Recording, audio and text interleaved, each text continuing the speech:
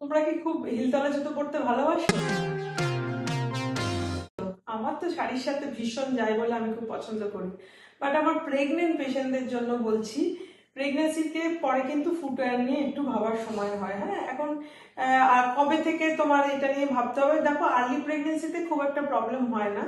যখন advance pregnancy হয় তখনই চলাফেরাটার একটু অসুবিধা হয়, যেহেতু তোমার পেটটা বড় হচ্ছে, তোমার গ্র্যাভিটিটা একটু চেঞ্জ হচ্ছে, সেন্টার অফ গ্র্যাভিটি বডির চেঞ্জ হচ্ছে, পজিশন চেঞ্জ হচ্ছে, তখন গুলোকে পড়ে যাওয়ার চান্সেস থাকে। তাছাড়া তোমার পা গুলো ফুলতে শুরু করে প্রেগনেন্সিতে, একটু স্পেশালি শেষের দিকে, সেকেন্ড থার্ড ট্রাইমেস্টারে।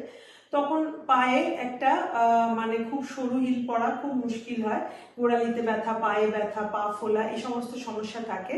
তো সেই জন্য একটা অনেক সময় এইরকম জুতো পরতে পারো, খুব আনঅ্যাট্রাকটিভ যদিও, বাট পরতে পারো। সেটা হচ্ছে স্ট্র্যাপ দেওয়া জুতো, যাদের পা ফুলে যাচ্ছে তখন, কারণ তোমার তো সাইজটা চেঞ্জ হচ্ছে, ফুলে গেলে একরকম পরতে হচ্ছে, আবার পাটা যখন একটু ফোলা কম থাকছে তখন একরকম। আদারওয়াইজ যে কোনো ফ্ল্যাট কমফোর্টেবল শু ভালো, যেটা তোমার মানে হাঁটার সময় গ্রিপটা ভালো থাকে, যাতে তুমি পরে না যাও। সেই ক্ষেত্রে যারা ধরো জিন্স পরো বা স্কার্ট পরো তাদের ক্ষেত্রে, বা চুড়িদার পরলো, স্নিকার হচ্ছে সবচেয়ে গুড অপশন, যেখানে তোমার গ্রিপটা ভালো থাকে, পরে যাওয়ার চান্সেস থাকে না।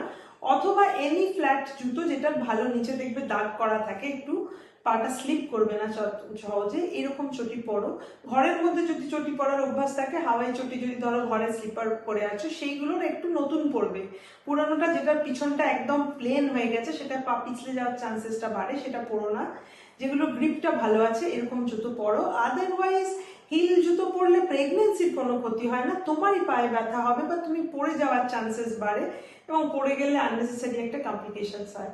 সেই জন্য সুস্থ থাকো, এবং কয়েকদিনের জন্য যদি একটু স্নিকার পরো বা ফ্ল্যাট জুতো পরো, কোনো অসুবিধা হবে না। ডেলিভারির পরে আবার তোমার স্টাইল তুমি ফিরে পাবে।